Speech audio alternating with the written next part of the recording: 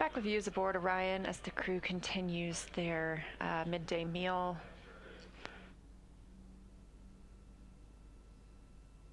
NASA astronaut Victor Glover having completed his exercise. Cleaning up in space. Obviously, we do not have showers aboard the Orion spacecraft.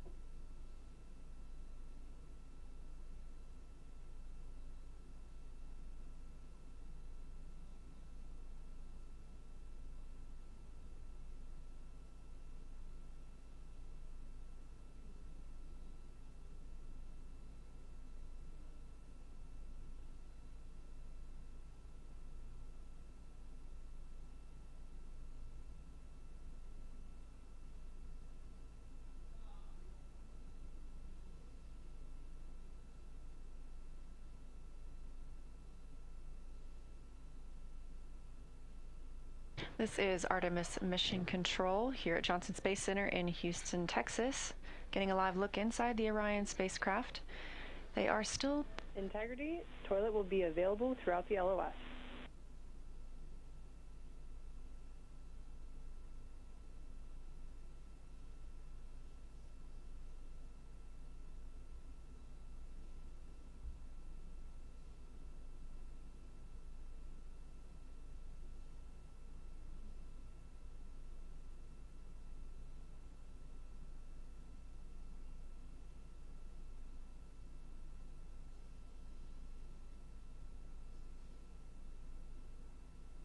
The crew is timelined in their midday meal right now. Obviously, they have mostly finished eating, but the ground teams also let them know they should have some great views of the moon and the Earth outside of their windows, should they choose to take pictures at this time.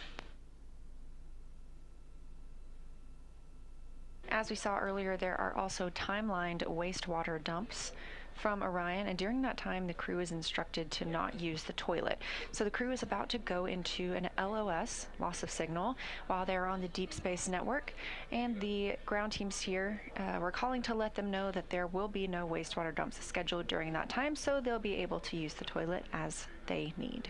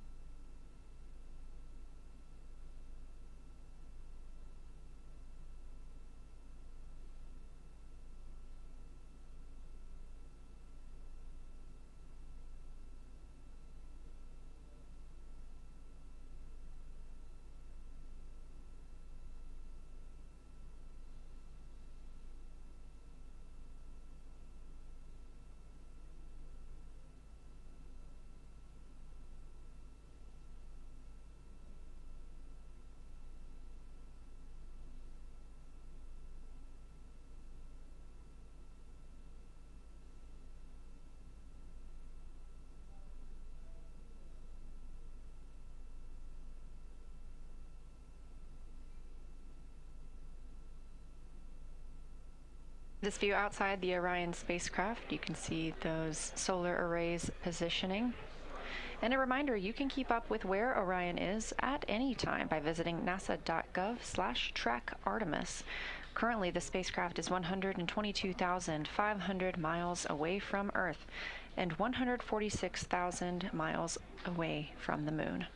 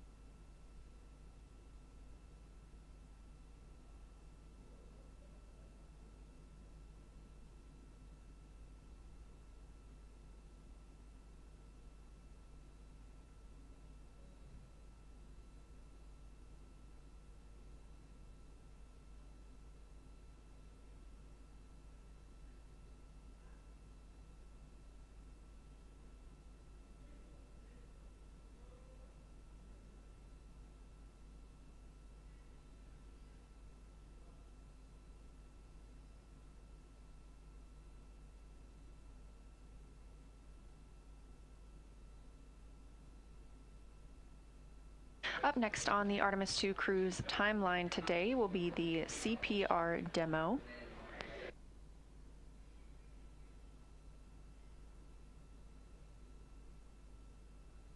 Ground teams have requested that as the crew conducts this demonstration with choking and CPR responses in the cabin, that they configure one of the cameras for recording. They'll be able to use the footage captured for this for future training use.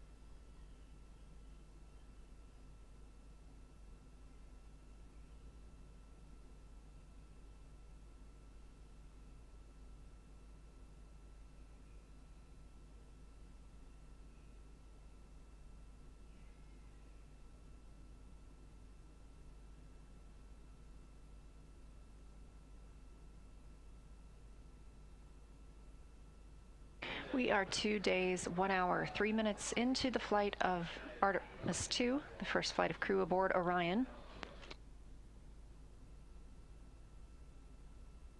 Spacecraft now 123,000 miles away from Earth. You're getting a live look inside the capsule as our 4 crew members, Reid Wiseman, Victor Glover, Jeremy Hansen, and Christina Koch, are wrapping up their midday meal, getting the opportunity to take photos out the window of Earth and the Moon. We are in an LOS period, loss of signal from the ground side. This was tracked and communicated to the crew.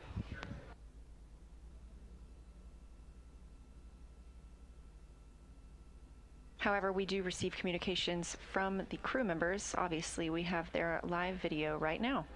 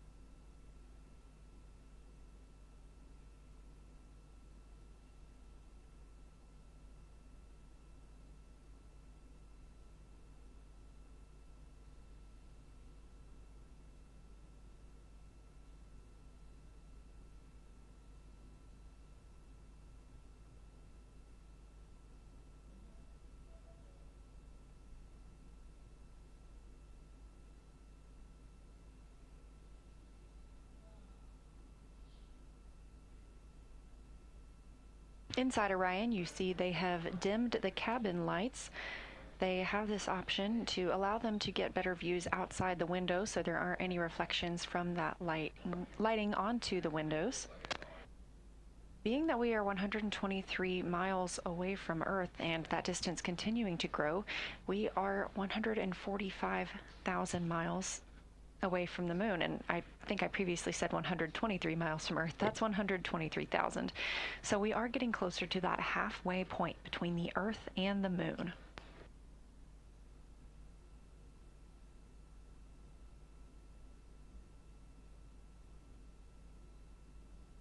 We look forward to the opportunity to share some of these pictures that they are taking today, along with everything else during the mission. We did receive some beautiful images this morning from the crew as they departed Earth after the translunar injection burn yesterday. You can follow NASA on social media at NASA or at NASA Artemis to see these pictures as we receive them.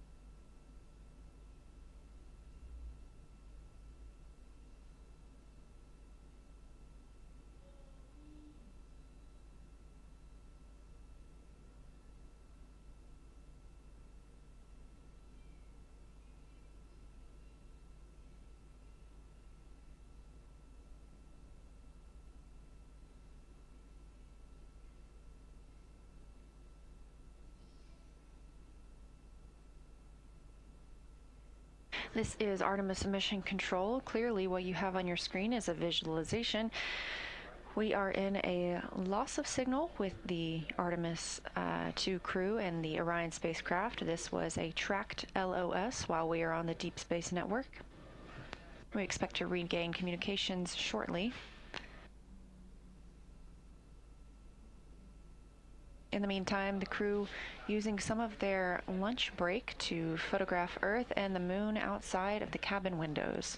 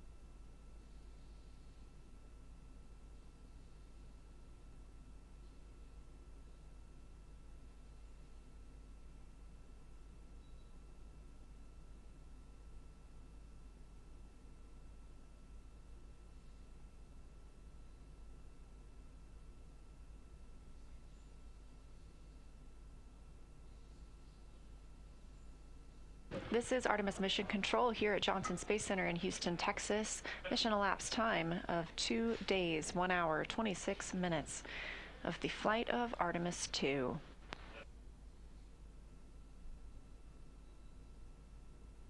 Our crew members aboard have wrapped up their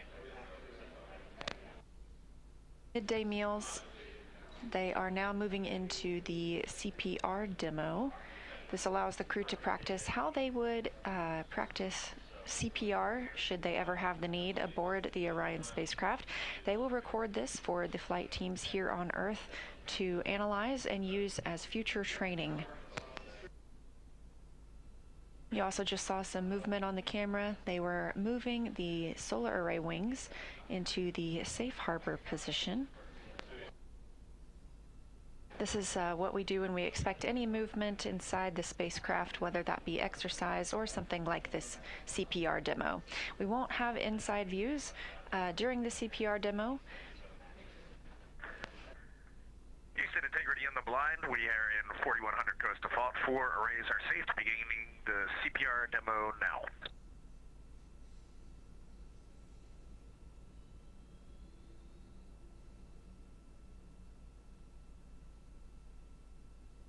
And if you heard that call from Commander Reid Wiseman, he says in the blind, not knowing whether we can hear them or not because we recently experienced a loss of signal or an LOS. Obviously, we did hear that call from the crew.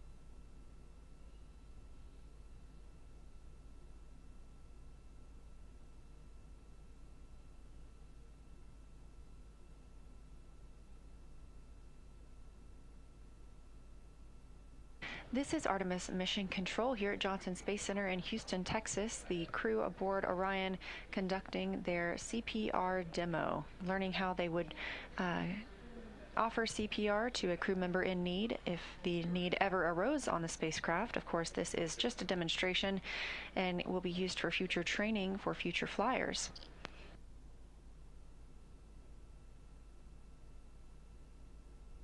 Another consideration when we fly in space are solar eruptions. Between the Apollo 16 and 17 missions, the solar eruptions were a near miss for our lunar explorers. Today, those Apollo-era flares serve as a reminder of the threat of radiation exposure for astronauts in space, as well as technology. So understanding and predicting these solar eruptions is crucial for our safe exploration. We now have data, technology, and resources available that have improved, which enable advancements towards space weather forecasts and astronaut protection. These are all key to NASA's Artemis program to return human astronauts to the moon.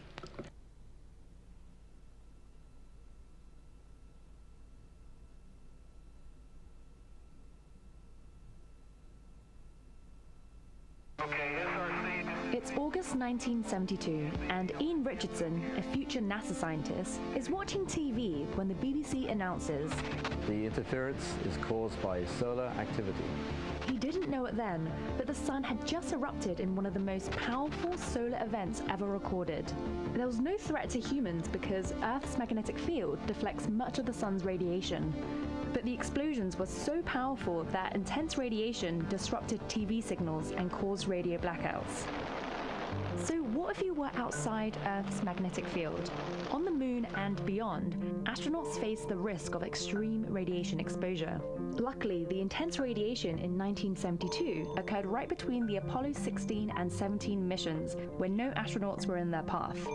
As NASA plans missions to go back to the moon and then onto Mars, predicting the sun's activity to protect astronauts from space radiation is one of our biggest priorities. One of the biggest unknown factors about going to space is the radiation hazard from the sun. This is Ian today, studying the effects of the sun, also known as the field of heliophysics. The sun is always emitting radiation like the light we see, but certain energetic particles, like from the August 1972 events, can be far more harmful. To be able to forecast solar energetic particles, we need to know how the sun energizes them. The sun is made up of electrically charged particles called plasma. As this plasma moves, it builds up energy inside its massive magnetic field. This energy is usually released in two types of explosions. Flares are intense flashes of light. Coronal mass ejections are giant eruptions of solar material. These solar eruptions send shock waves across the solar system, accelerating particles as they go. These are solar energetic particles, or SEPs. They consist mainly of protons and possess a lot of energy that can affect satellite measurements and humans. SEPs can bombard you with a lot of radiation in a short period of time. They can penetrate your skin, damage your DNA, and increase your chances of getting cancer and radiation sickness. But they don't occur with every solar eruption. Only a small number of flares and coronal mass ejections create SEPs. So we're trying to predict when SEPs form and how they travel through space. At NASA's Goddard Space Flight Center, the Community Coordinated Modeling Center, or CCMC, is dedicated to testing prediction models. Working with global partners, they use data from NASA satellites at different vantage points and models to figure out how solar explosions behave, including how shock waves energize SEPs.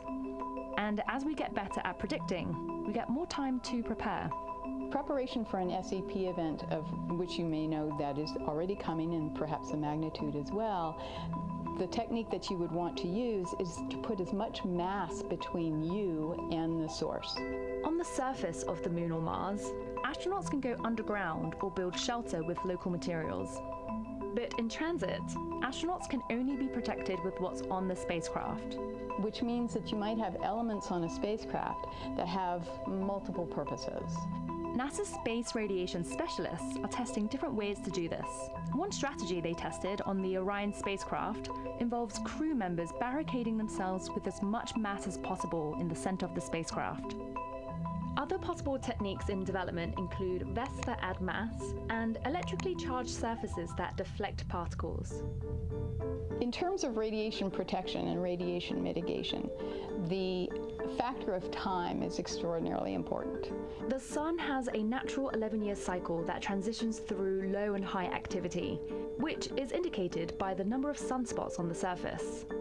More sunspots mean more eruptions, resulting in a higher risk for SEPs. But during this increased solar activity, the Sun's magnetic field strengthens, enhancing its shield against another important source of radiation, galactic cosmic rays. These are charged particles traveling at nearly the speed of light that are thought to come from supernova explosions from within our galaxy and possibly further out in the universe. If solar energetic particles are intense sporadic storms, then galactic cosmic rays are a constant drizzle. Galactic cosmic rays are more sparse, but also much more energetic. They include heavier elements that can penetrate through vast amounts of materials. Understanding the rate of galactic cosmic rays helps us determine how much time astronauts can spend in space safely. To date, humans have only been on the lunar surface for a cumulative total of about 12 days. A trip to Mars will take 6 to 10 months each way. That means even more radiation exposure, and so NASA is doing work to prepare for that. The moon is going to be a test bed for us in order to be able to prepare for Mars. The more that we understand the impact and the duration of radiation on the moon, the more we can extrapolate that to the length of time that we will be spending in transit and on the surface of Mars.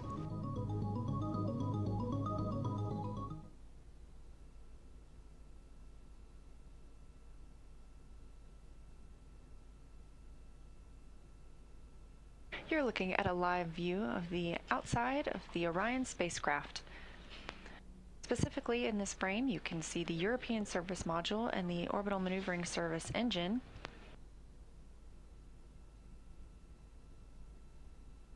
And in the video we just watched about deep space radiation, you saw some team members demonstrating how they could use cargo transfer bags to help protect a crew from radiation exposure.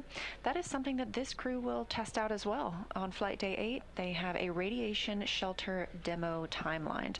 During that time, the crew will build a makeshift radiation shelter within the cabin and prepare the lockers on the spacecraft for ingress. Of course, this is just a demonstration and practice in case it were to be needed for a future mission.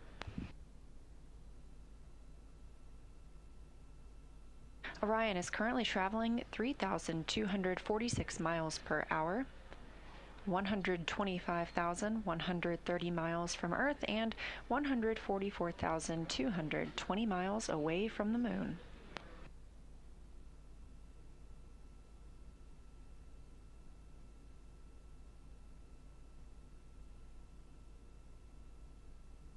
If you're just tuning in with us today, we were expecting to have the outbound trajectory correction burn this afternoon. However, that burn was canceled as it was deemed unnecessary following such a precise translunar injection burn yesterday. Teams confirmed we are on the proper trajectory to send us around the Moon and bring the crew home on Flight Day 10 with a splashdown in the Pacific Ocean. So they were able to cancel the outbound trajectory correction burn, and according to Christina Koch, the crew was able to enjoy a snow day.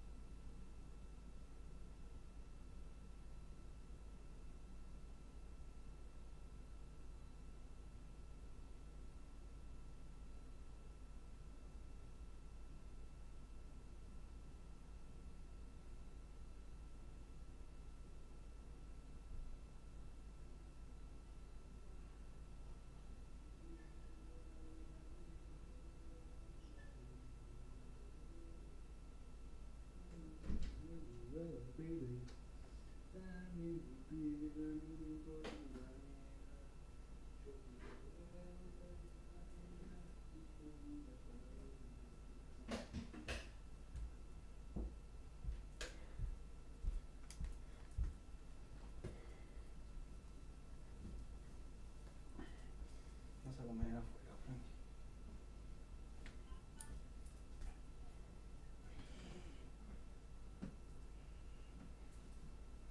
Basta.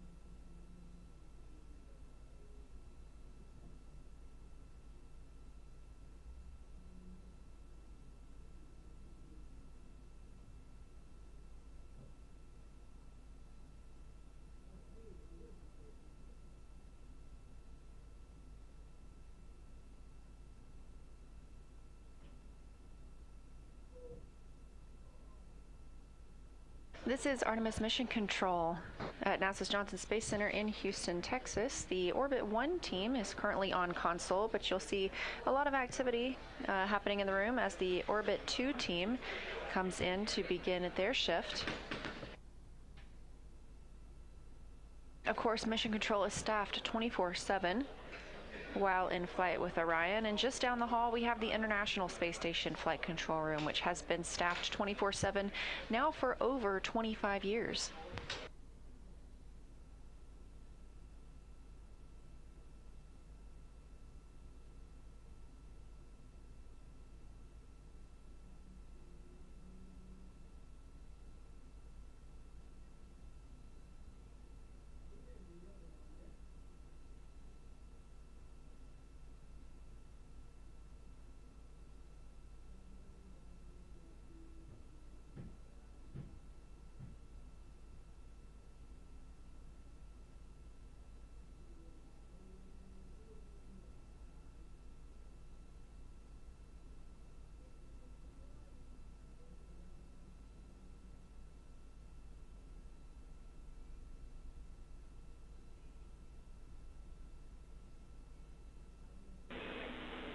Integrity Houston, comm check, back with you on DSN.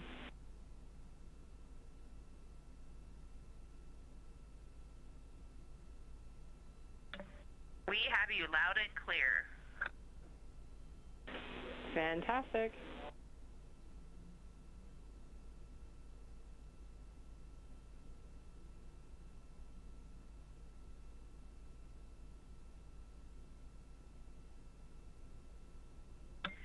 Houston, we are complete with CPR demo if you want to get everything back to normal after that. We copy. Thanks, Christina.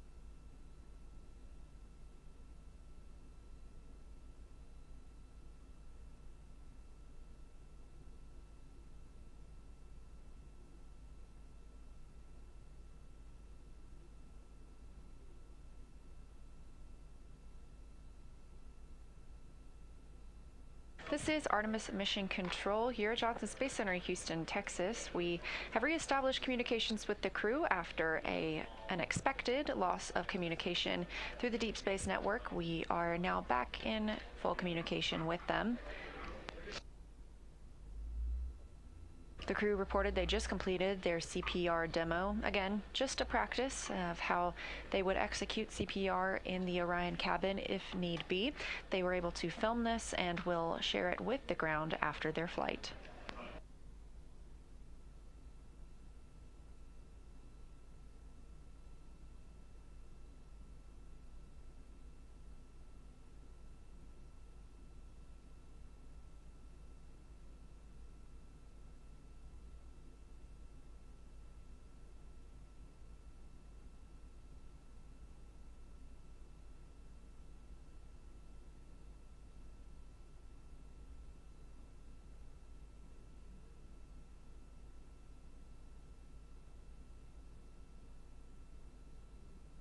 And this view on your screen coming from a camera mounted on one of Orion's 4 solar arrays. Each solar array wing has its own camera, and this one is currently pointed back to see all of us on Earth. Wave hello, you look great today.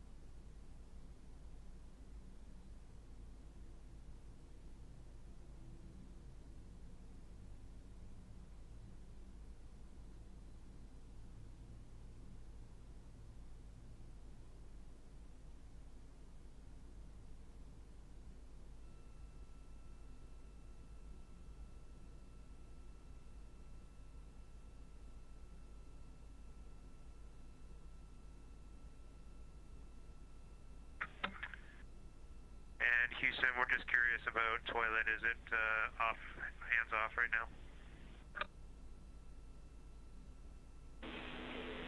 now? Integrity, toilet is go for use.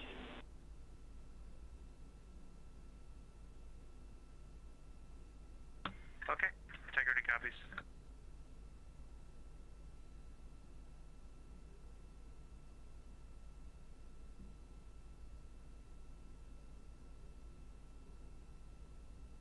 This live view inside Orion of the Artemis II crew. Integrity feedback on your camera position. For your information, the top third of the flags is not visible.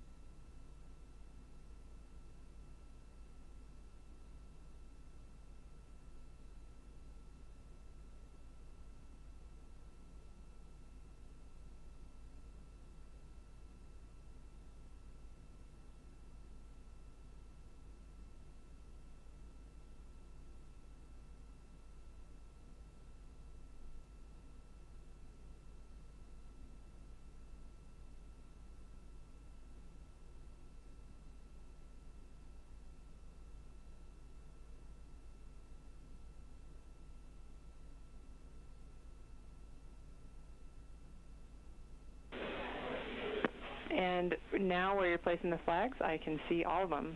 On the bottom part of the image, I can see about midway on Christina's calves, and I can see Victor's head and the camera to the in the right side of the field of view from the perspective of this camera. Copy, thumbs. Looks great. Christina is well centered in the frame.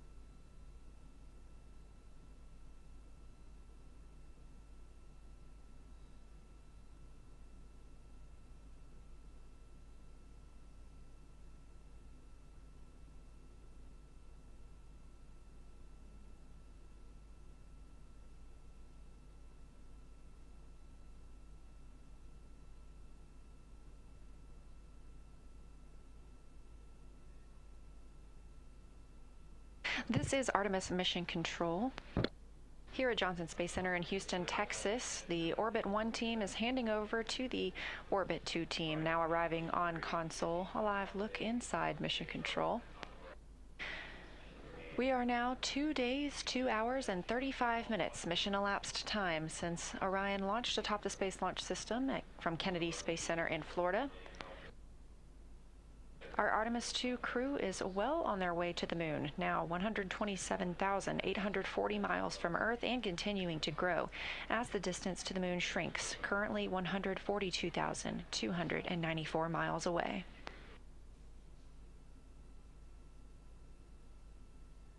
This a live view from a camera on the solar array wing on Orion, looking back at the spacecraft, and over there on the right side of your screen, home sweet home, our planet Earth.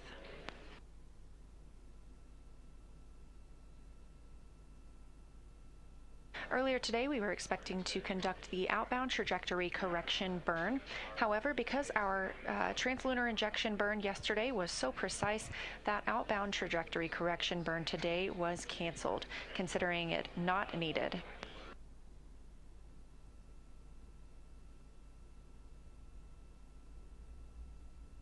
As the Orbit 1 and Orbit 2 teams hand over, I am also handing over the Public Affairs console to my friend and colleague, Anna Schneider. She'll be continuing our live coverage. Again, we're here 24/7 throughout the mission, all the way through splashdown and recovery of our astronauts.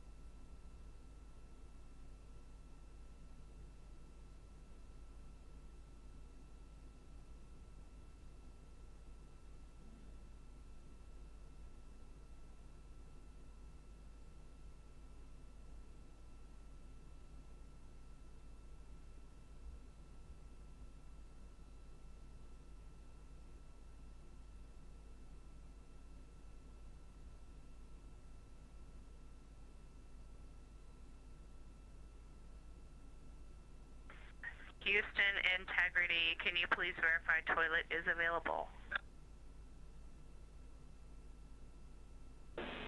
Integrity toilet is available. Go for use.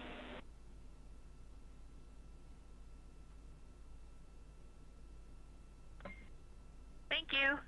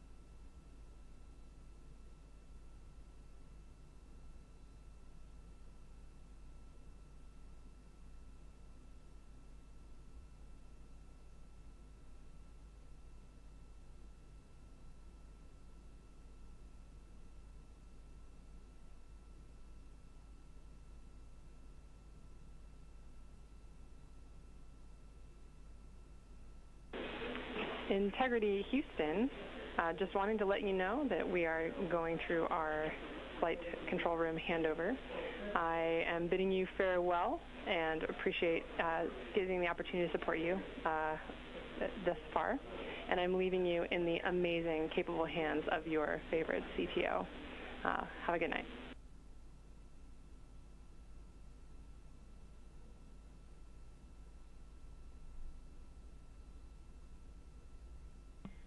Good night, Chris. It was a great day working with you, and safe travels. Enjoy training.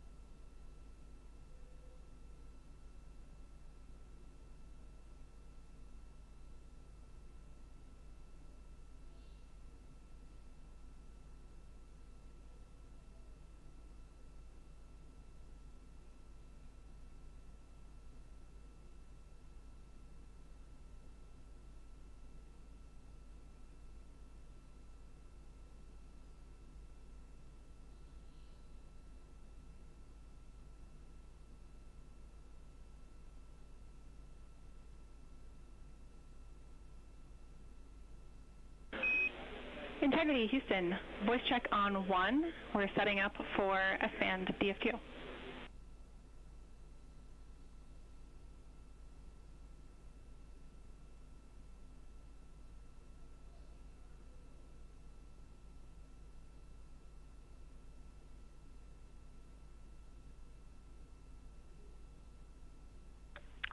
We missed that call. Houston, can you repeat? We were doing some setup in prep for the sat mode DFTO and needed to do a quick voice check, and we had you loud and clear.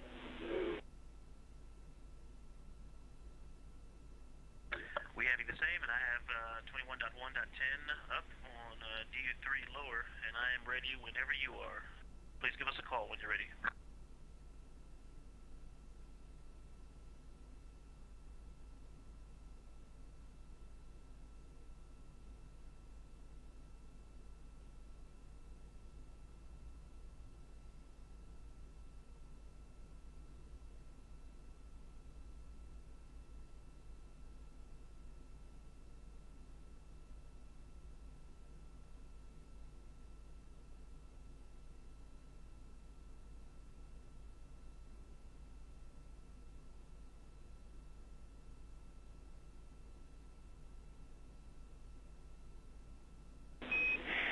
And Victor, we copy you are ready for the DFTO. As we mentioned earlier, we'll delay it about 30 minutes from the start. So 20 minutes from now, you can expect a call up that we're ready to get going.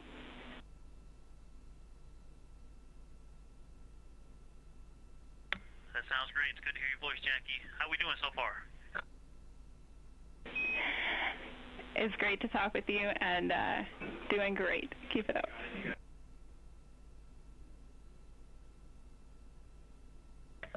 Hey there, Jackie. Hey, Jackie, it's so good to hear your voice. Bobby!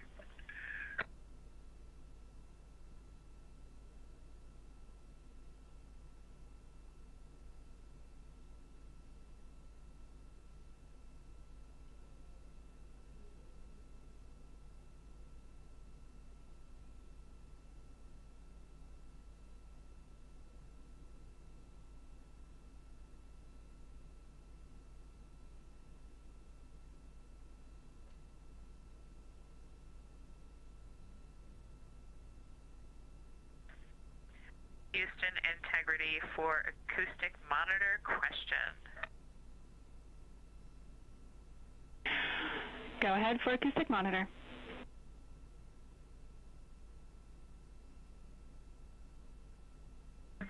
Hey, Jackie, I am doing my activity for the DFTO of the toilet acoustic monitoring. It's from earlier today, and the acoustic monitor is acting strangely. The battery was not indicating low. It was a yellow outline with a green interior. However, the acoustic monitor turns itself off often. It's hard to get past even the first menu or into the recording. I think I'll go ahead and try changing out the batteries just in case, but I wanted to let you know in case you have any ideas.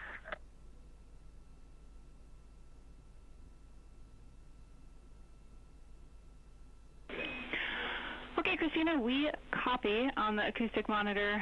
We agree that trying to change out the batteries is a good first step, and we'll think about whether we have any other advice in case that does not work.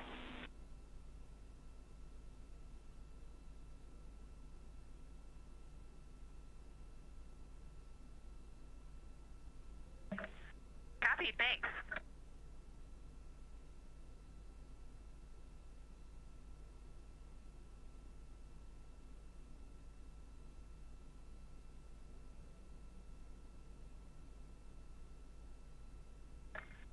Houston integrity for AGA and exercise.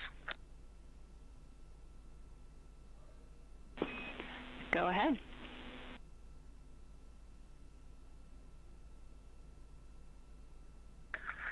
Hey, Jackie, confirm you all are ready for Jeremy to start his exercise block.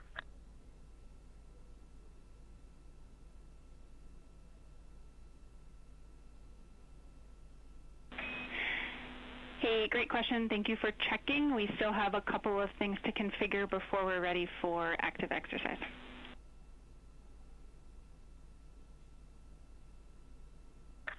Okay, if you're ready, I'll give you AGA readings, and then you can call us when it's time for exercise. Send it.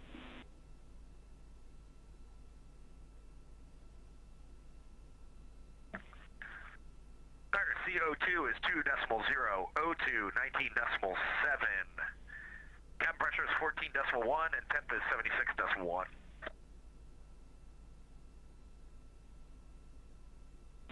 Houston copies.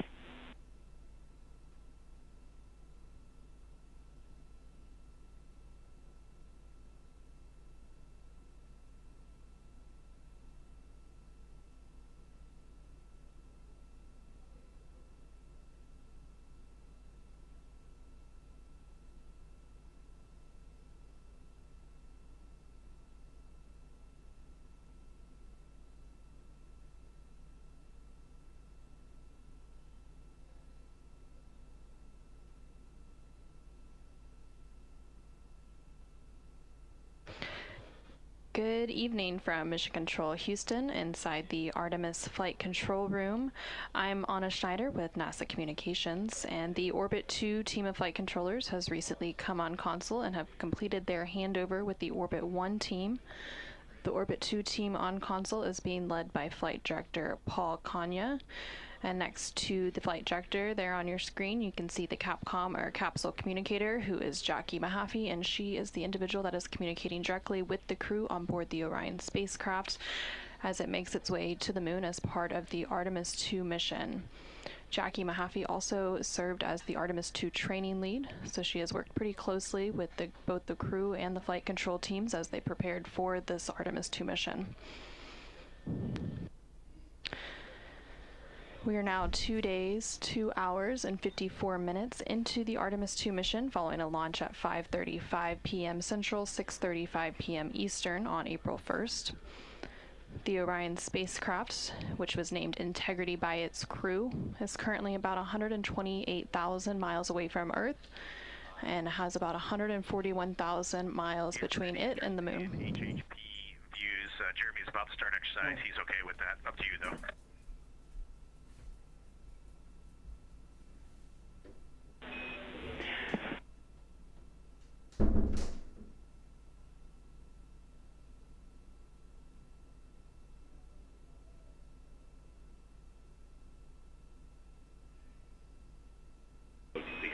We copied. Stand by.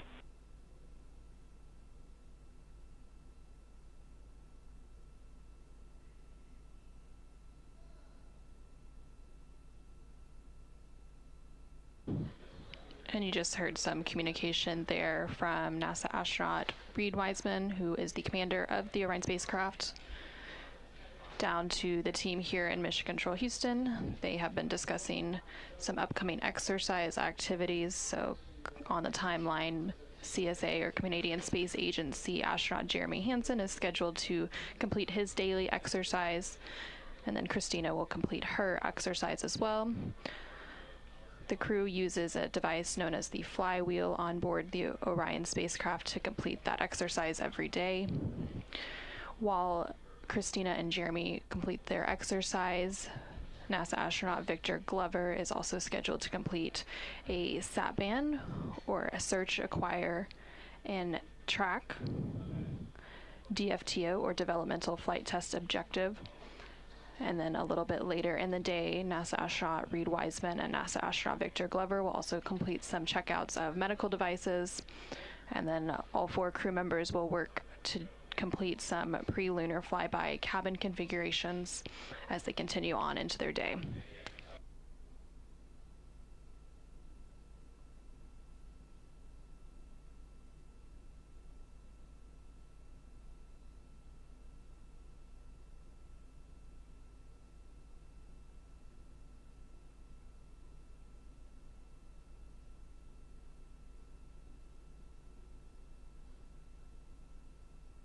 And currently on your screen, you are seeing a look at the Artemis Real-Time Orbit website, or AROW, A-R-O-W. This website is available to the public at all times at nasa.gov/trackartemis. And we provide this view when we don't have live views from the Orion spacecraft itself, but using this view, you can see the real-time data and telemetry coming from the spacecraft.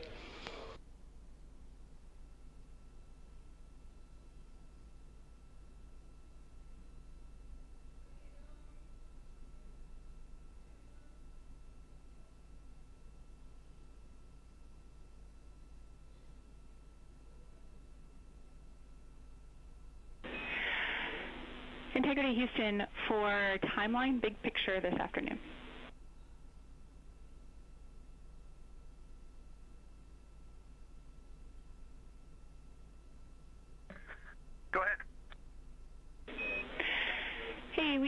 are wrapping our arms around some of the different DFTOs, the maneuvers that they require, the solar array configs that they require, and the fact that we've shifted the S-band DFTO a little bit relative to the planned exercise. So bottom line, we are not going to go for any exercise prior to the S-band sat mode DFTO.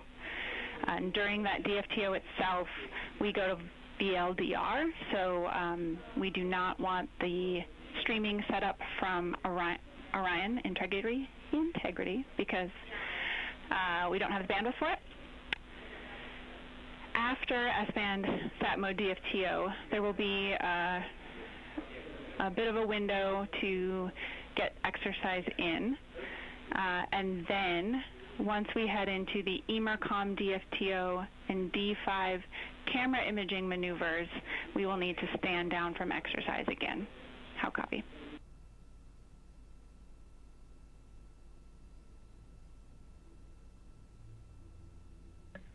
Copy all.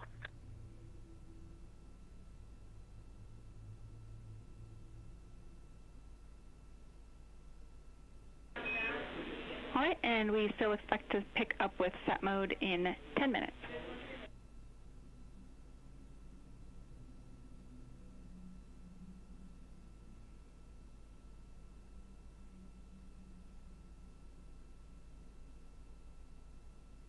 Okay, we copy. Send it by for sat pointing mode DFTO in 10 minutes.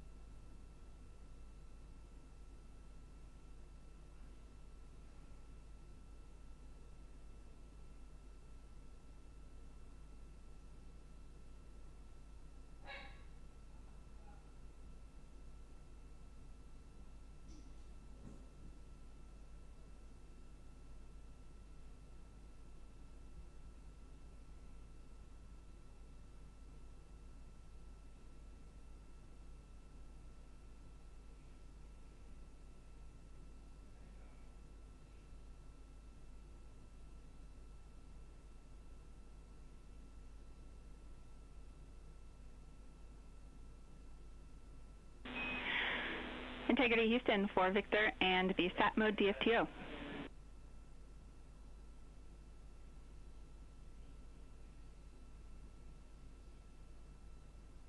I'm with you, Jackie. Hey, we are ready for you to get going in that procedure. One answer for you in step 5.2, instruction 68. The answer will be yes, you would like to do that type of maneuver.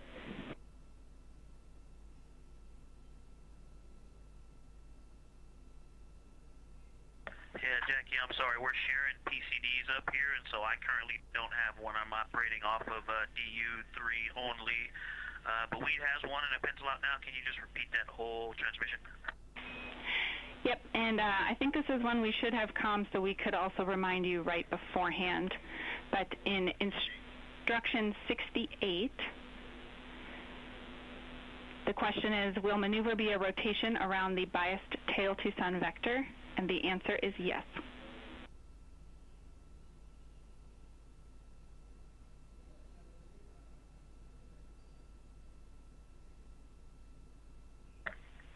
Okay, we copy.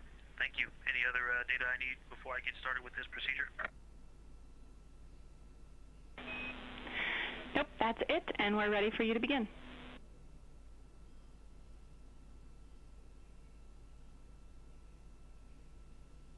Copy and confirm you have step 1. Concur, step 1 is complete, and we're ready for you in 2.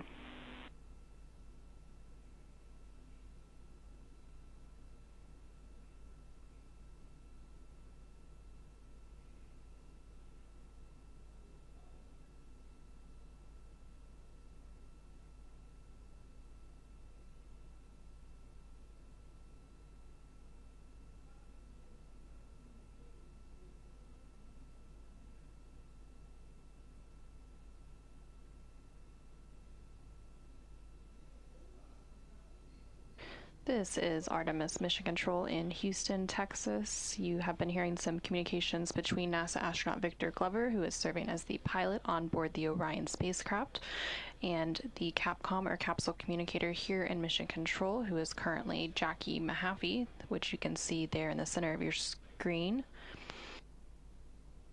Victor is currently working through a SAT mode DFTO, or a search, acquire, and tracking mode developmental flight test objective.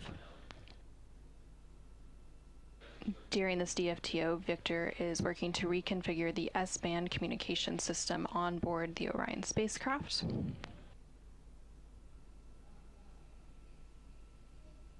The Orion S-band communication system provides functionality of 4 radios in one, and allows communication with multiple space vehicles, as well as NASA's Near Space Network, NASA's TDRS system, and the NASA's Deep Space Network. Currently, the Orion spacecraft is working off of the Deep Space Network. Houston Integrity commanding S-band to SAT encrypted pointing mode. Houston copies, we're ready.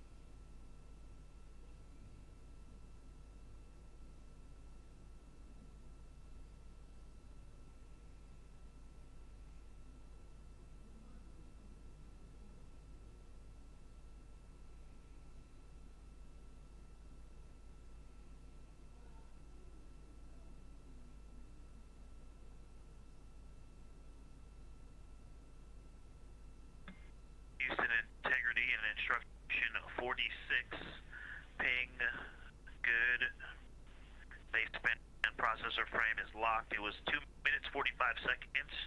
Checking with you to proceed to step 4.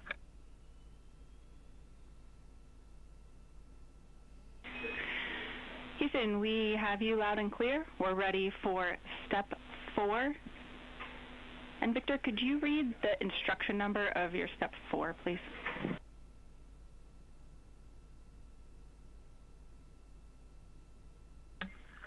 Step 4, titled Test 1, Testing Sat Mode Receive Link Recovery Capability, is Instruction 43. Okay, thanks. That is what we had. I think I misheard an earlier instruction call from you. Thanks.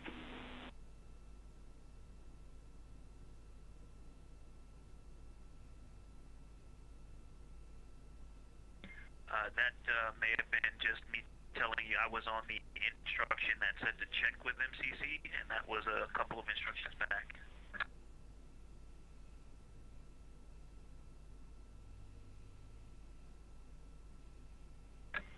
Houston, integrity, ready for receive link loss of signal.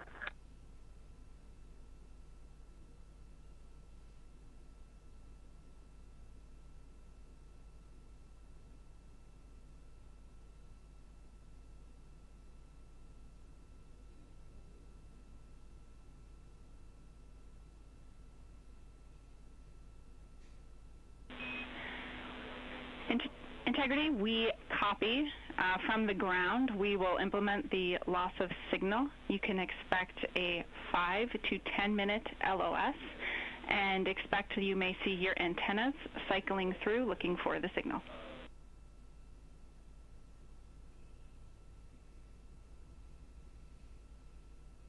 Copy all, and we're watching.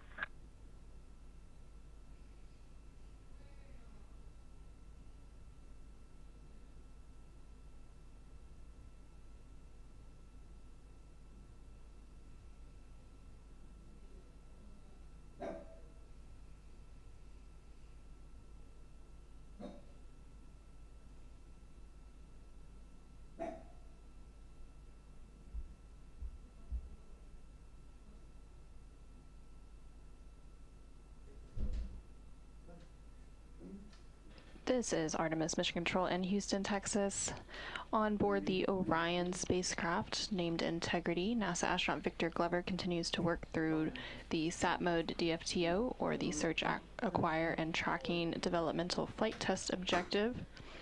And he has been coordinating the steps and procedures between the team here in Mission Control Houston, namely the CAPCOM, or Capsule Communicator, who is currently Jackie Mahaffey. Of course, there's many other console positions here in Mission Control, but they all flow their information through the Capcom, and they serve as the single voice link. So for this particular developmental flight test objective, one of the main console positions working all of the objectives is the INCO position, and that stands for Instrumentation and Communication Officer, and they are responsible for managing the communication systems of the Orion vehicle, including the phased array antennas, baseband, signal processors, and audio systems.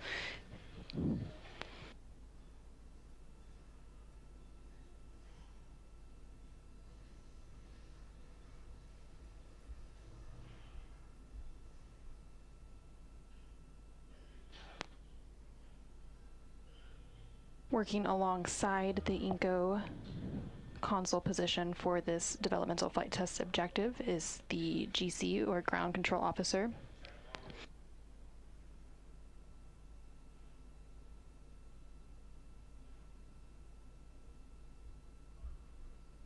And that position manages the team that maintains and operates ground and network facilities, including voice systems, building systems, redundant power systems, and more.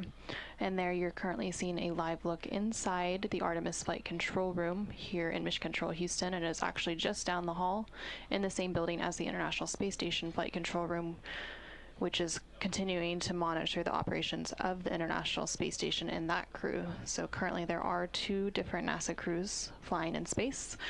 Of course, the Orion spacecraft and its crew, comprised of NASA astronauts Reid Wiseman, Victor Glover, and Christina Koch and CSA, or Canadian Space Agency, astronaut Jeremy Hansen on board the Orion spacecraft on its way to the moon. Yesterday, they completed the translunar injection burn, or TLI burn, which set it on its path towards the moon and back on a free return trajectory, and they are currently about 130,000 miles away from the Earth and about 140,000 miles away from the moon, so they're about halfway.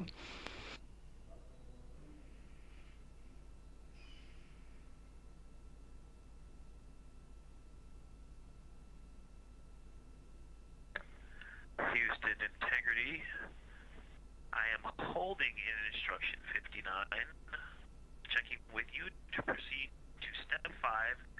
We are good and locked at about 2 minutes 30 seconds.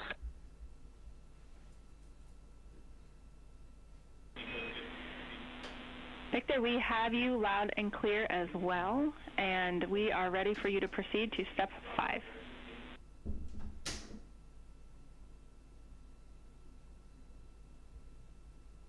Copy, picking up step 5, instruction 62, test 2, testing sat mode, tracking through maneuver.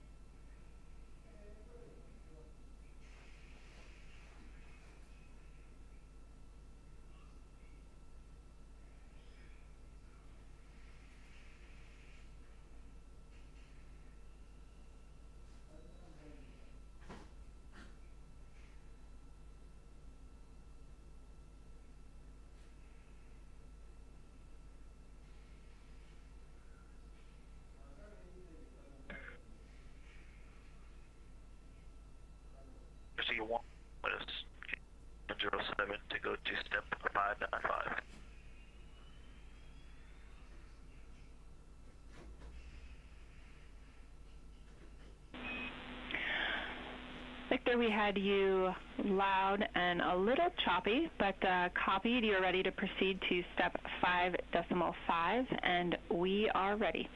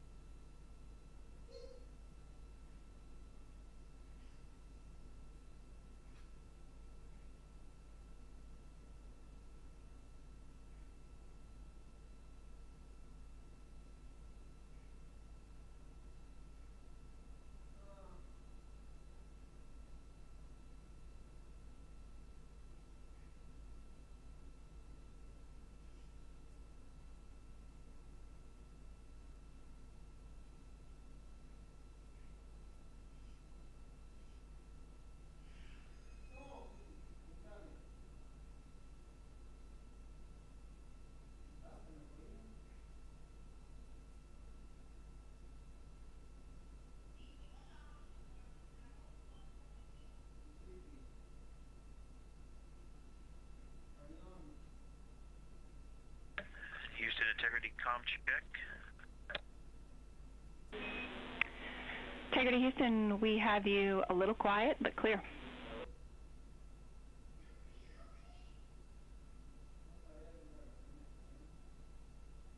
Awesome. And that one, it was only, it went back to locked and ping good in seconds. It was definitely not minutes.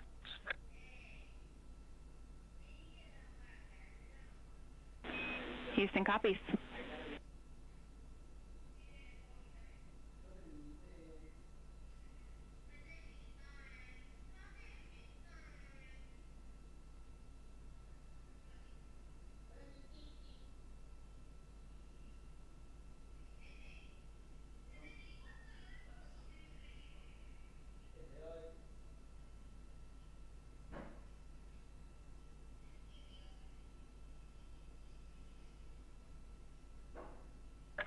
And Houston integrity instruction 136, desire to exit sat mode early.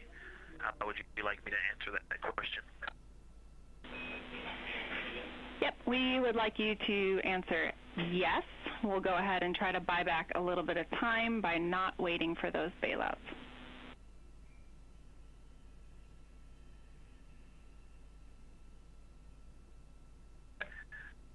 You broke up right when you gave me the important data, yes or no? Yes, yes.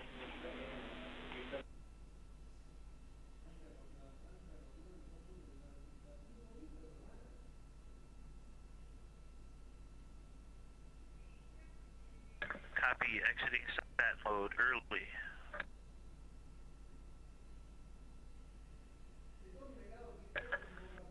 Houston integrity commanding SD pointing. Houston copies. You're commanding S-band to GNC pointing.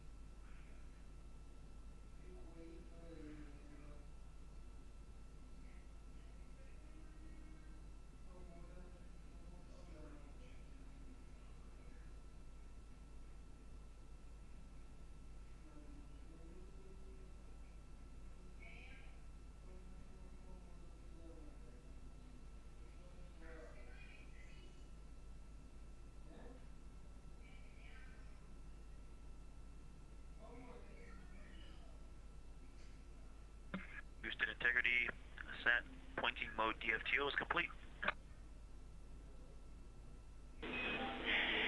Houston copies. We have a little cleanup from the ground, but that was an excellent test of that system. Things went very well. And we will work to get things in a config that supports exercise and let you know when that's the case.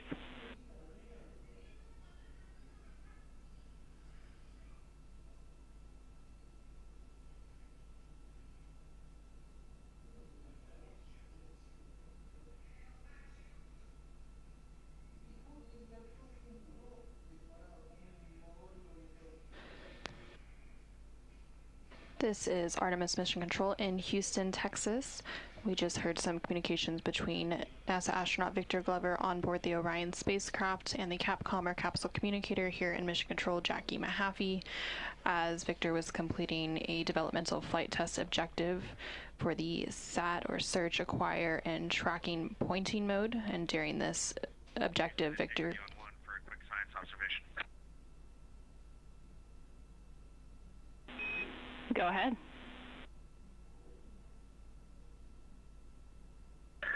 Hey, Jackie, while Ike was busy doing that DFTO, he inadvertently put the moon directly in the center of the docking hatch, and we took some long lens photos, and we can see all of Oriental and maybe even a bit of the annular ring. So we know we aren't in Earth orbit, low Earth orbit anymore.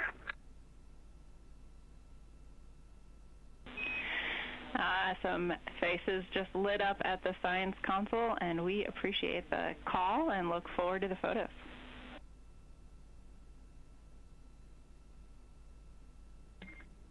We'll put him in the PAO downlink. Thanks.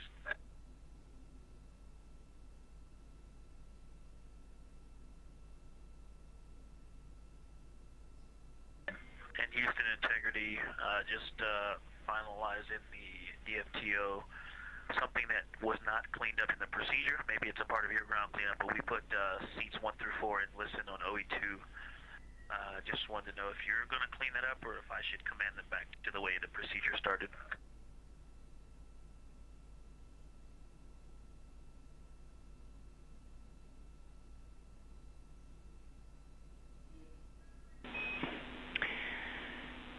Victor, we think seats 1 through 4 were in listen on OE2 to start with. Was that what you were asking about?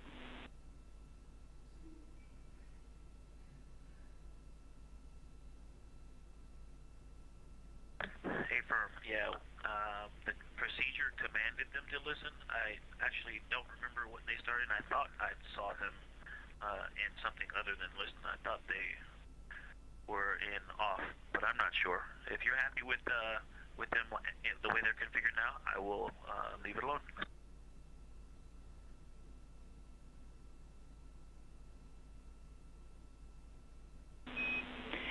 Yep, we are happy with the current config. Thanks for checking.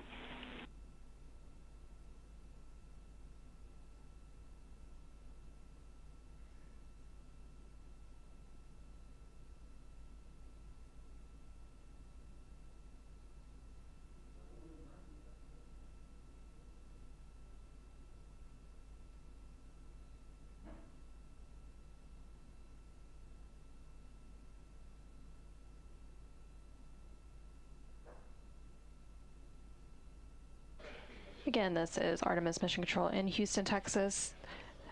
NASA astronaut Victor Glover just completed the SAT mode or search, acquire, and tracking pointing mode developmental flight test objective and was cleaning up some of the tasks associated with that activity. During that, we also heard a call down from NASA astronaut Reid Wiseman, who is the commander of the Orion spacecraft for the Artemis II mission. He noted that they were getting a good view of the moon, and he was able to capture some still imagery of that. So hopefully in the next day or so, we'll be able to see some of that imagery and share it with the world.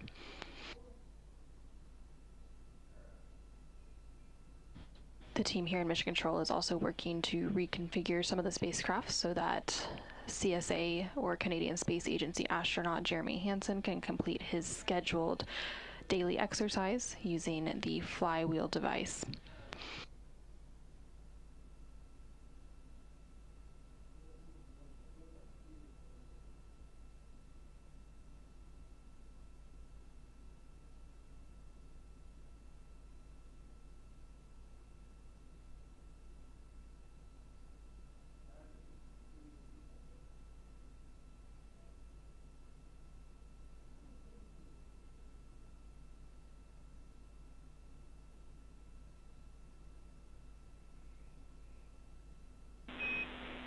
Integrity Houston for Christina and acoustic monitor.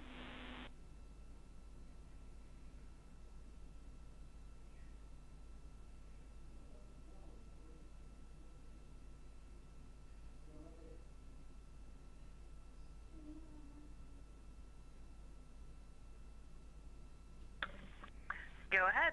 And also, before we start into that, can you verify toilets go?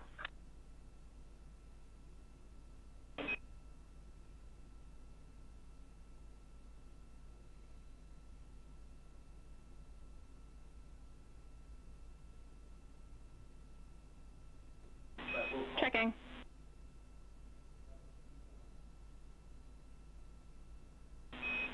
Christina, toilet is go.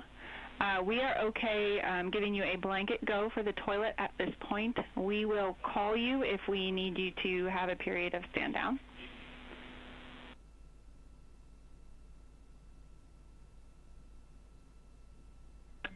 Okay, thank you. We copy that. And so does that mean we can disregard any no-use bans that are on Optimus? And I actually haven't checked Optimus, but we are going to completely go on the operating principle of we are good unless you have told us not?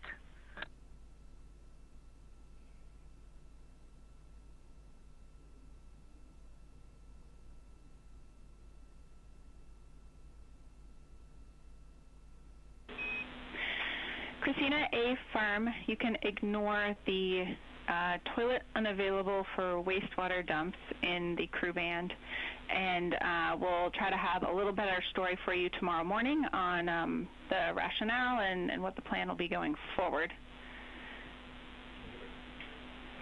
For acoustic monitor, we were checking on if the battery change helped, and if not, we had a couple other ideas.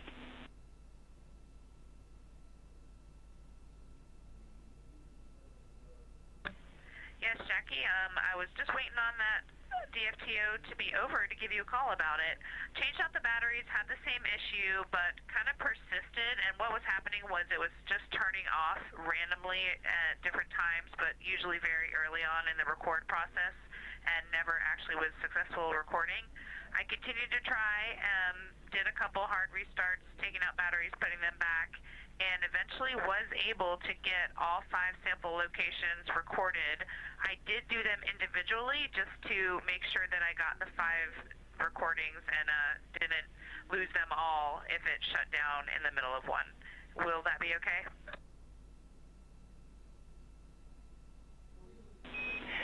Christina, that sounds great. Thank you for wrangling the batteries.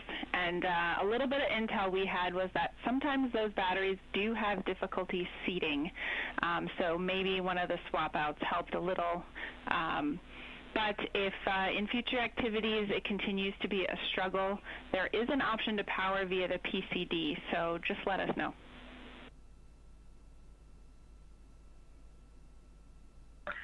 Perfect. I had noticed that connector, and I was going to ask about that as well. At the time I put it away, it was acting pretty good. So maybe that battery reseat was the magic answer. Thanks for the insight, and I think we can call this one good. Sounds great.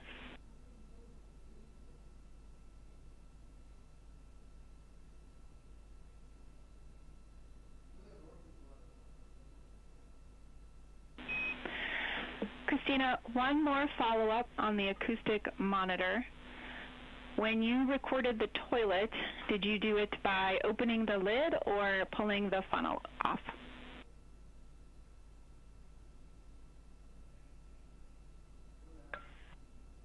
Funnel. Houston copies.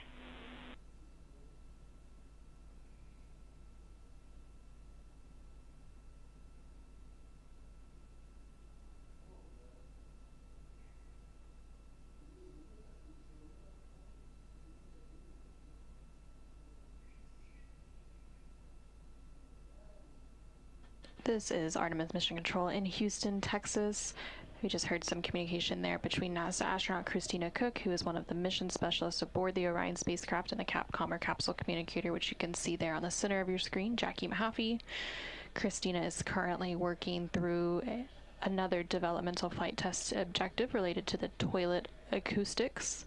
So as part of this objective, they're collecting some acoustic or sound data related to the toilet on board the Orion spacecraft to evaluate the operational sound levels.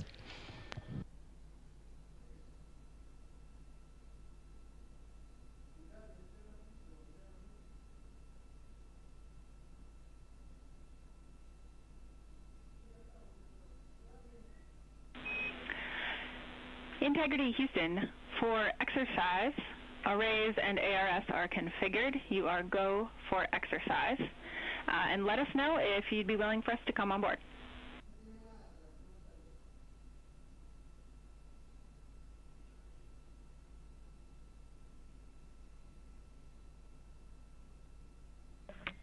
Okay, Jackie. Yeah, you're welcome on board. We did go ahead and set up the Z9 for the T-shirt shroud activity, but I think we can put something back together for you.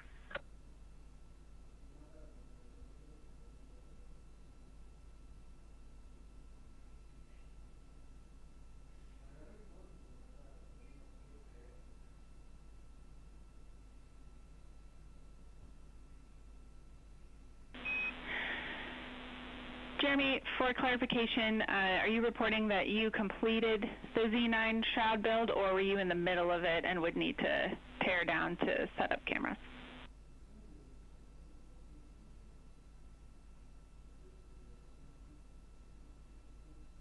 No, it's just that I took down the HHP camera to use the articulating arm for the Z9, and I wasn't sure, that wasn't a pink activity, a flexible activity, so I wasn't sure if we were going to have something in that window during that period to test this out or not.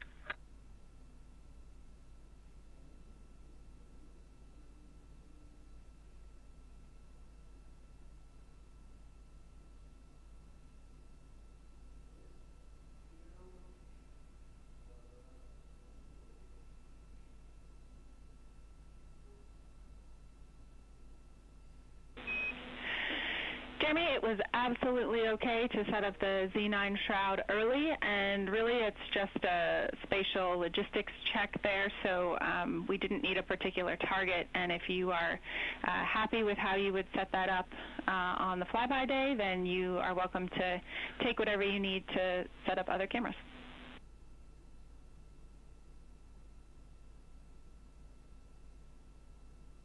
Okay, understood. It's a little bit hard to test how effective the shroud is, and if the shroud gets in the way of the lens. That's a short lens, the 35 millimeter lens, and so until we have a target to take a picture or two of, it's going to be a bit tricky to know.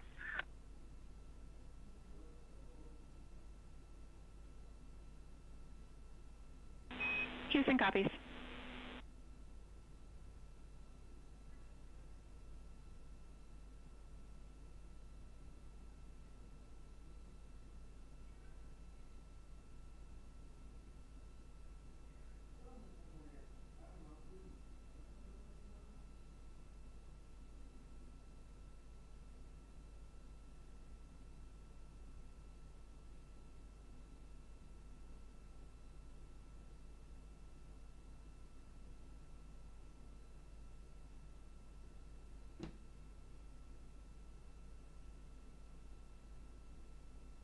And this is Artemis Mission Control in Houston, Texas.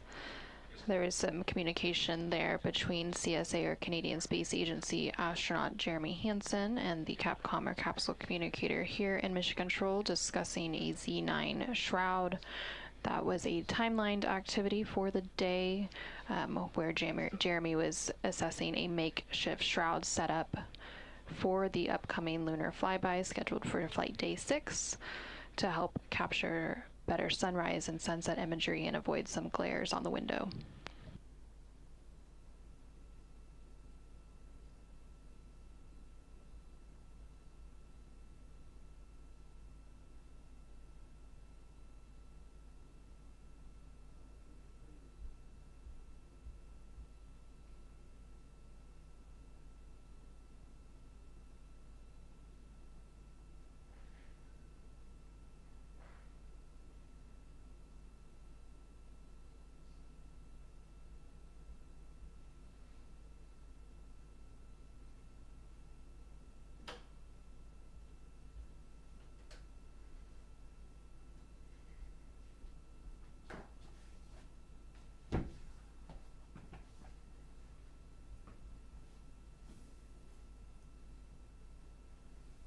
This is Artemis Mission Control. We're currently 2 days, 3 hours, and 52 minutes into the Artemis II mission, following a liftoff from NASA's Kennedy Space Center on April 1st at 5:35 p.m. Central, 6:35 p.m. Eastern. The crew has, of course, been capturing a ton of imagery during their mission, and this image there on your screen is a recent image that was uploaded and shared publicly. It was captured by the crew on the second flight day of the mission, and it shows the Orion spacecraft there in the foreground with the moon in its distance, and it was captured by a camera on the tip of one of its solar array wings, or SAW. And there are 4 cameras, one on each of the 4 solar arrays, that have been capturing imagery throughout, and they often provide our live views as well. So now, on flight day 3, the Orion spacecraft is about 139,000 miles away from the moon, so a little bit closer since yesterday, and it will continue to close in on that target, the moon, with the lunar flyby and closest approach being made on flight day 6.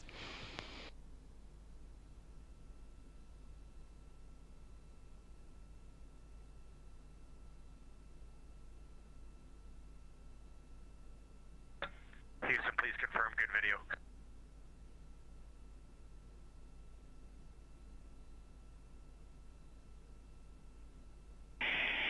Hey, we are going to do an ACU swap, and oh, we got good video, but just know we're going to lose voice for a minute while we do ACU swap.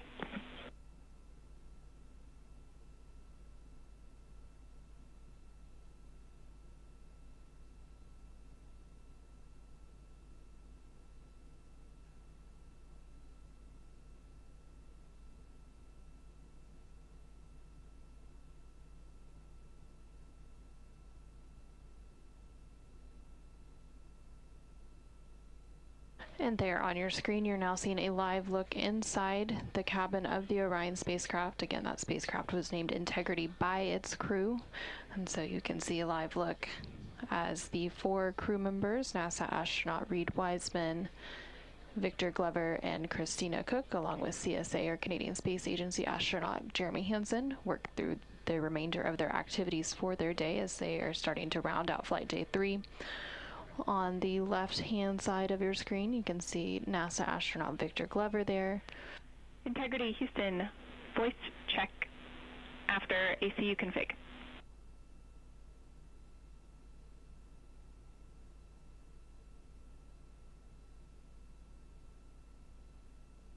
Houston, we have you loud and clear after ACU swap. Reid, we have you the same, and a little bit of clarification. It was not a swap. That was my mistake on words, but was some reconfiguration after the DFTO.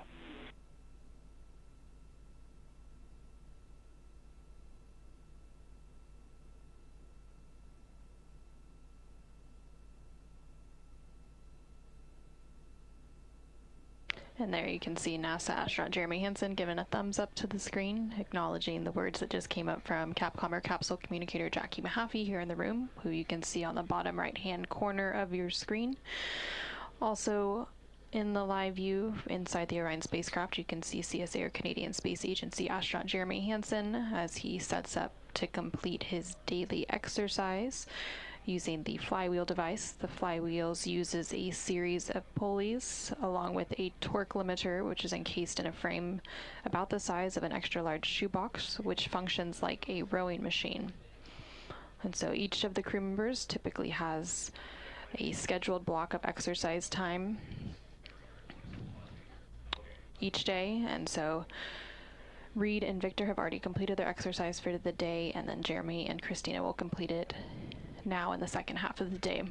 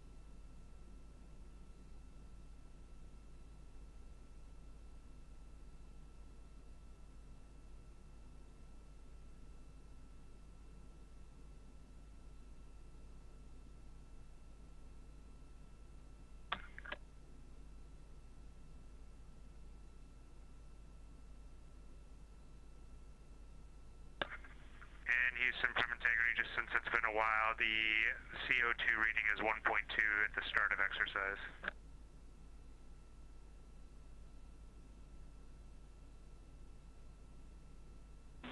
Houston copies.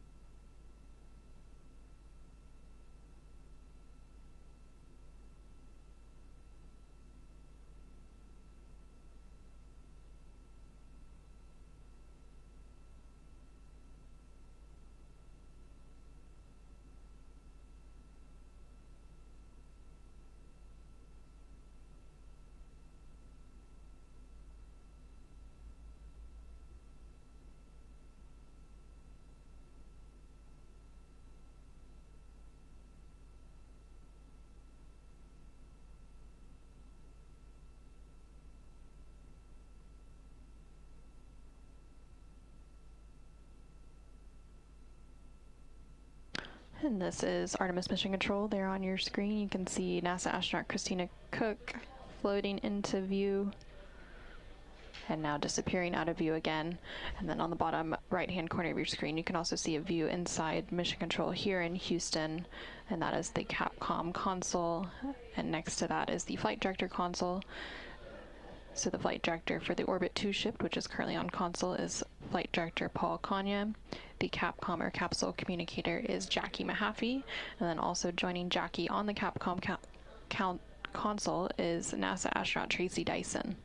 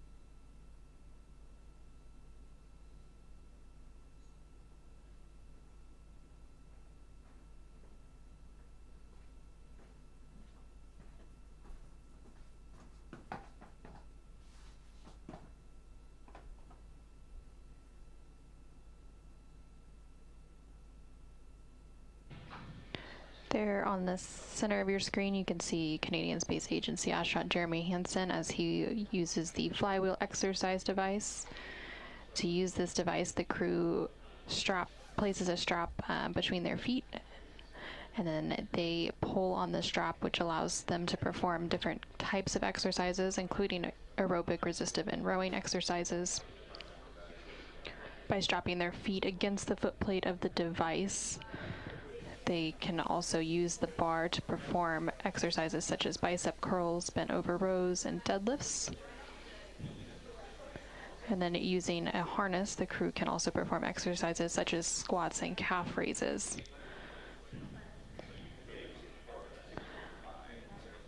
Each of the crew members completes daily exercise, and it's an essential requirement for human spaceflight missions because without consistent exercise routines, the zero-gravity environments can cause a reduction in muscle mass and bone density. Similar to the International Space Station, the crew there also completes daily exercise using different devices because they have a little bit more room to work with. So on the International Space Station, they have an ARED machine, which is a resistive exercise device, a treadmill type machine, as well as a bicycle that they rotate between depending on the surgeon-prescribed exercise routines for their missions. But here on the Orion spacecraft, they have the single exercise device known as the flywheel, which you see there, which can, of course, perform a variety of different exercises.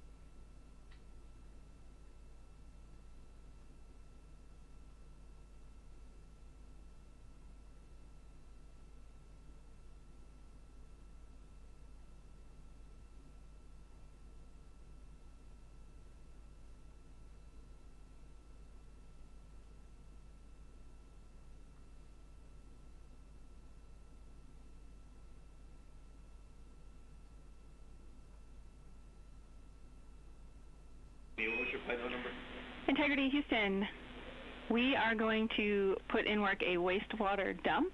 Toilet is no-go. We'll take a thumbs up if you copy.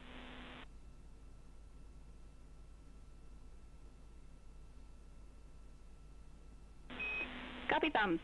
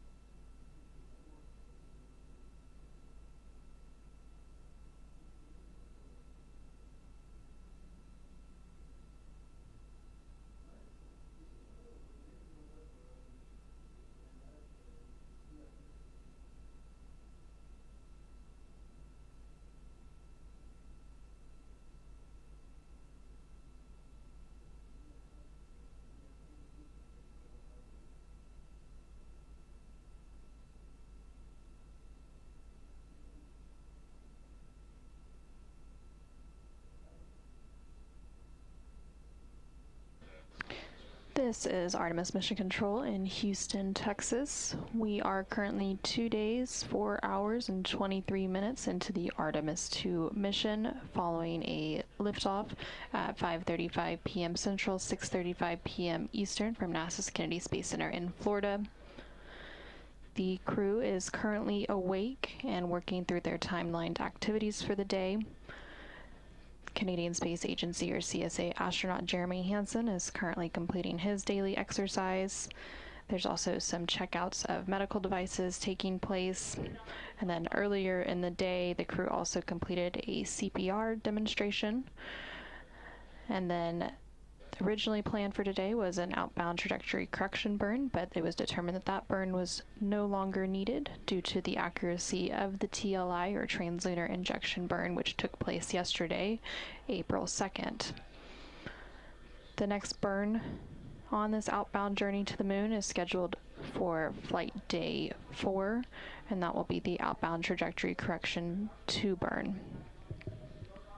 Coming up, the crew will also complete some lunar cabin configurations, and then they will have a public affairs event before they have some private medical conferences, as well as a private conference with the flight director here in Mission Control, which is currently Paul Kanya leading the Orbit 2 team, and then they will get ready for their pre-sleep and sleep activities and then head into their sleep time. Currently on your screen, you can see a view of the Artemis Real-Time Orbit website, or ARROW. This website is available at nasa.gov/trackartemis, and you can continuously monitor Orion's data and telemetry on its way to the moon. So the Orion spacecraft is currently about 133,000 miles away from Earth and about 138,000 miles away from the moon, so about halfway between both.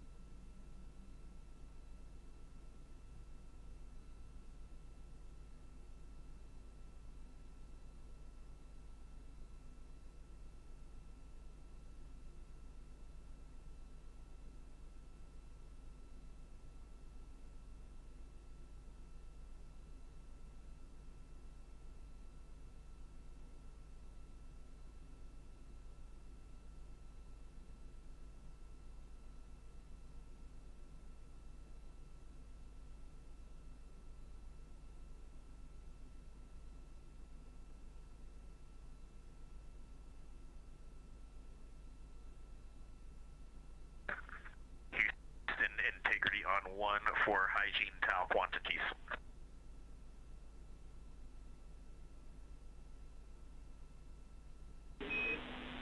Go ahead. Hey Jackie, can you confirm that we have 20 total, or do we have 5 total?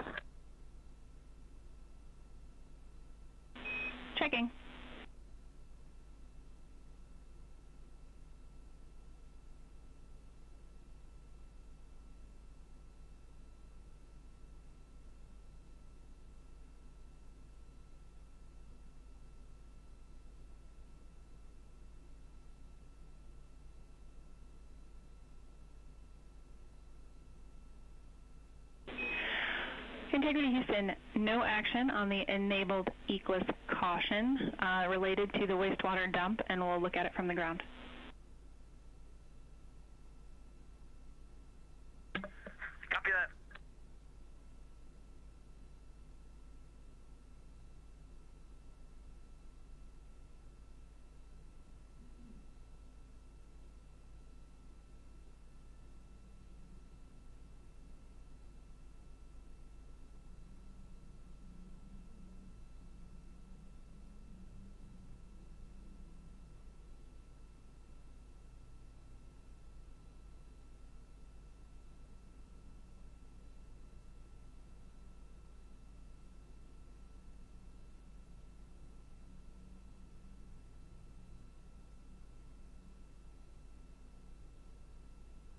This is Artemis Mission Control. You're currently seeing a live look again inside the Orion spacecraft. In the center of the screen is NASA astronaut Christina Koch, who is serving as one of the 2 mission specialists on the Artemis II mission. She's currently completing her planned daily exercise using the flywheel exercise device, which operates similar to a rowing machine but can complete different types of exercises, including resistive and aerobic exercises.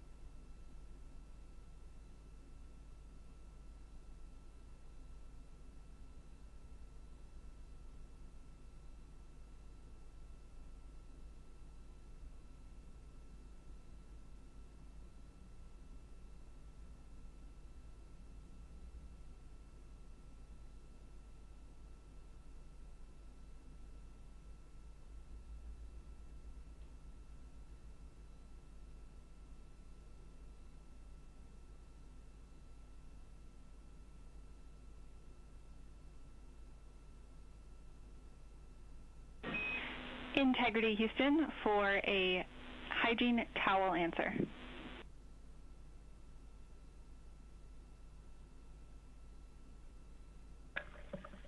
Go ahead. Here, Reid, there are in fact 20 total towels on board. You can find more in locker Echo, purple bag 15, and they are hiding inside unused fecal canisters.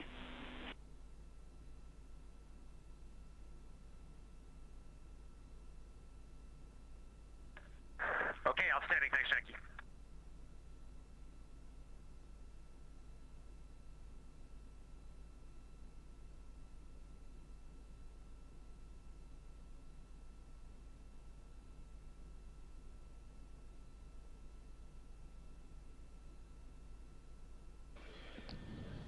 And you just heard some communication there between the Capcom or capsule communicator here, Mission Control Jackie Mahaffey, and the crew on board the Orion spacecraft as they were working to track down or count some hygiene towels. Here in Mission Control, the console responsible for some of those items is known as IVA, or the Intravehicular Activity Console, and they are responsible for supporting the astronauts and their activities inside the Orion spacecraft. And this flight controller monitors the crew's well-being, and they also provide suit support, hygiene, and internal crew support tasks throughout the mission.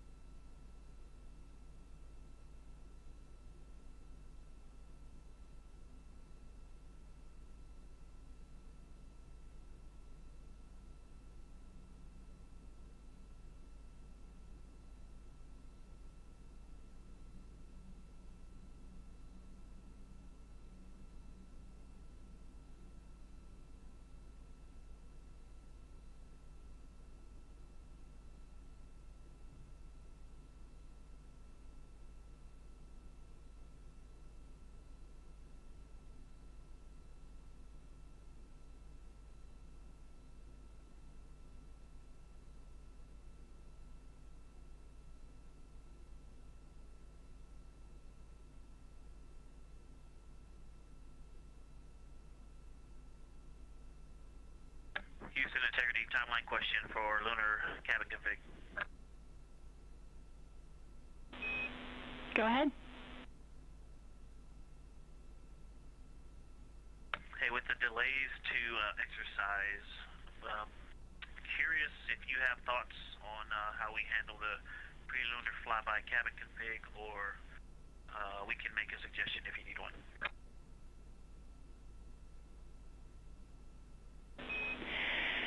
Hey, Victor, we'd like to hear your suggestion. We've been talking a little bit about the timeline and priorities for the rest of the day, and we know it's going to be a squeeze. What you thinking?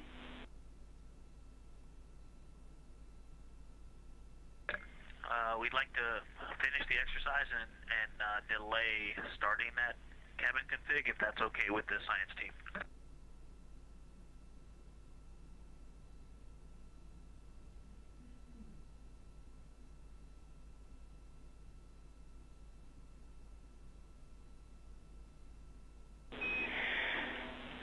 And Victor, when you say delay, do you have a time estimate for us? We're just looking ahead at some of the blue box activities and thinking ahead to the rest of the shuffle.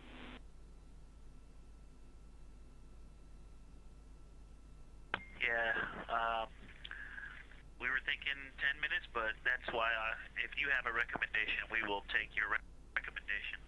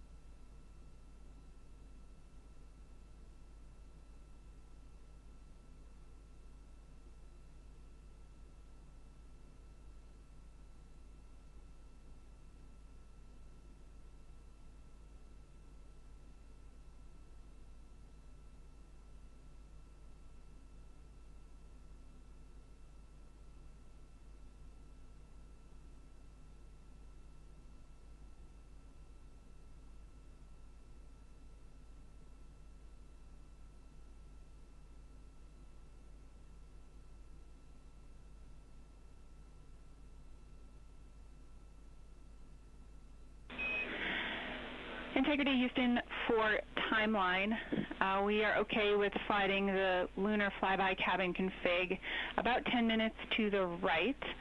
We do want to aim to give you that full duration of that activity, but we'd like it to be complete by the start of the DSN EMERCOM DFTO. It's going to be most useful to do that activity together.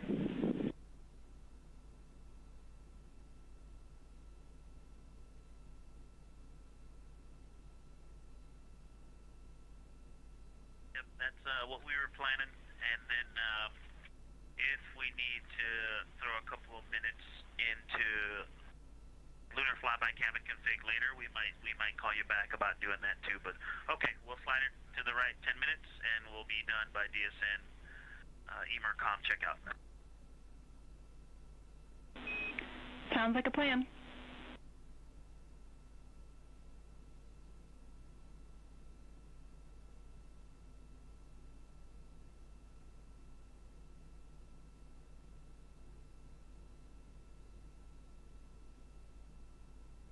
This is Artemis Mission Control. There on the far left hand of your screen, you can see NASA astronaut Victor Glover, who has been communicating directly with Mission Control here in Houston regarding some of their timelined activities for the remainder of the day. Namely, they've been discussing an upcoming lunar flyby cabin configuration. A couple more pieces of data for you on the timeline shuffle. The avatar photo and toilet maintenance are flexible, so we don't have a concern with you pushing into that time. You could pull the avatar forward. The second person does not necessarily have to be Christina.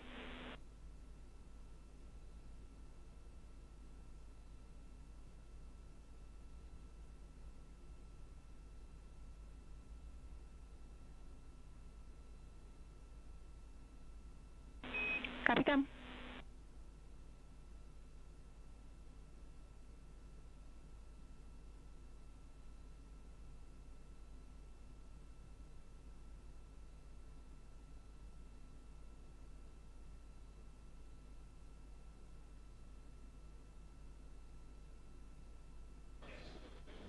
And they were discussing moving the lunar flyby cabin configuration. During this particular activity, the crew will develop and document an ideal configuration of the Orion spacecraft internal cabin for the lunar flyby observation period, which will take place on flight day 6. And they will deploy various cameras and equipment that will be used during the flyby, and also work to adjust the spacecraft's lighting and positioning of each crew member to ensure once they make it to that flyby on flight day 6 that everything is well set up and thought out and placed, so that they don't have to worry about trying to figure out where all those cameras and equipment will be going on that actual flight day itself.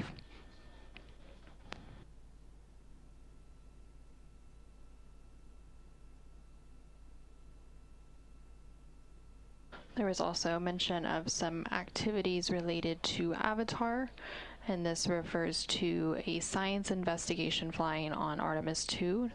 Avatar stands for a virtual astronaut tissue analog response, and it is an investigation that is using organ-on-a-chip devices, or organ chips, to study the effects of increased radiation and microgravity on human health.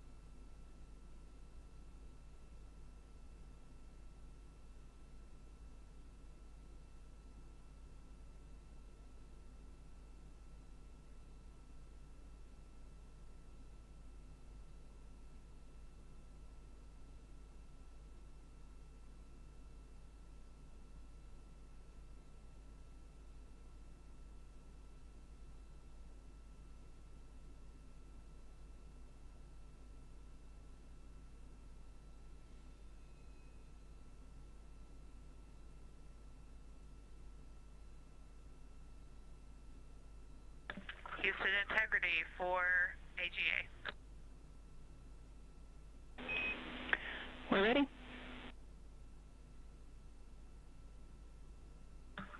CO2 is 1.1. Do you need anything else?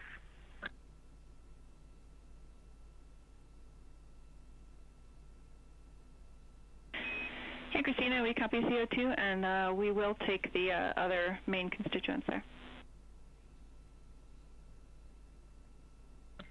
Okay, everything is off scale low. Otherwise, oxygen 19.7, pressure 14.05, temperature 75.7 Fahrenheit.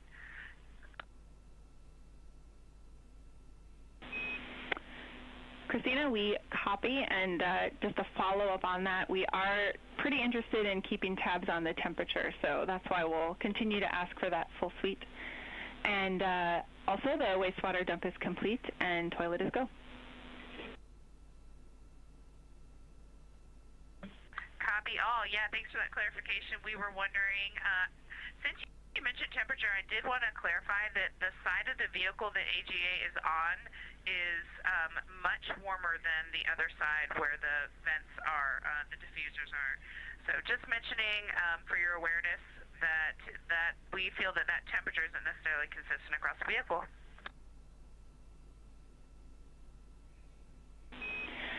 All right, Christina, thank you for that insight. That is really helpful.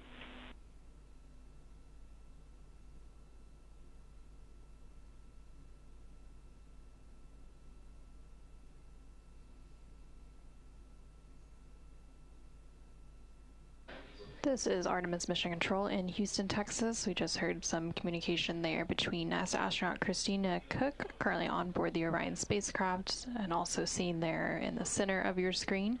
She just wrapped up some of her daily exercises in the flywheel device, and then she was also calling down to the Capcom or capsule communicator here in Mission Control to provide an update on some AGA or anomaly gas analyzer readings.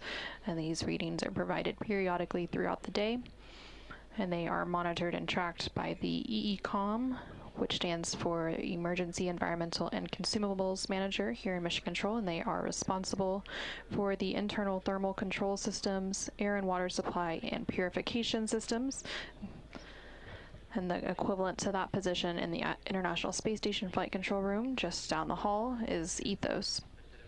They were also talking about some wastewater dump, the Universal Waste Management System, or basically the space toilet on the Orion spacecraft.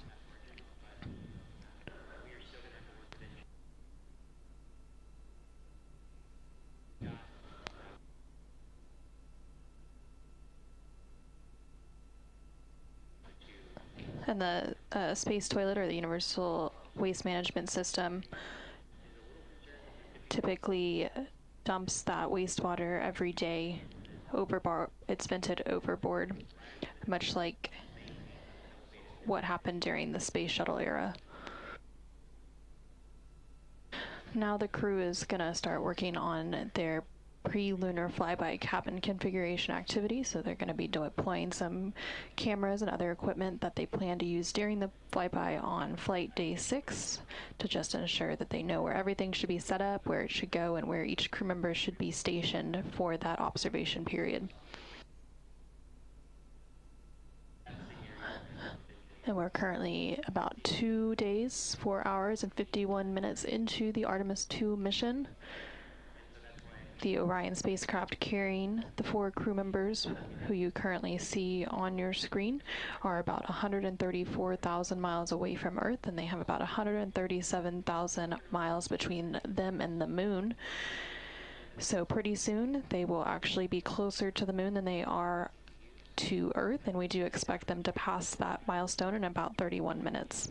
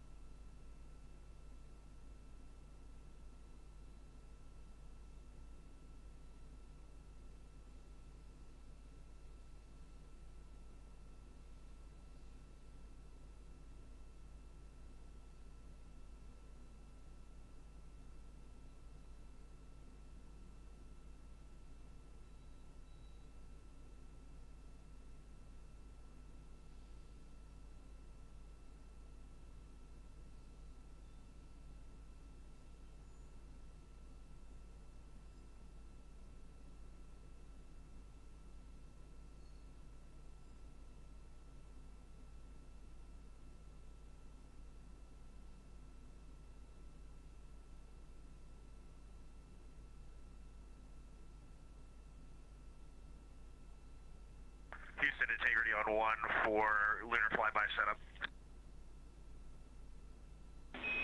Go ahead.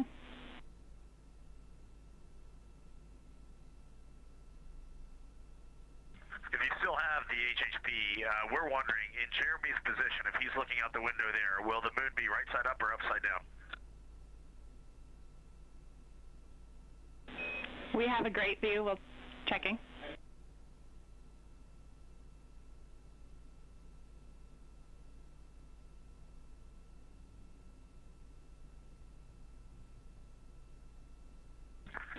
Alternatively, is the north pole of the moon going to be in the vehicle plus X direction?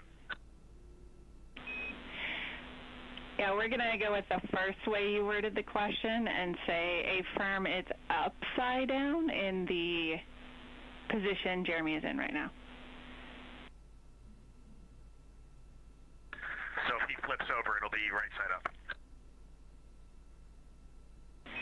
That's how it works.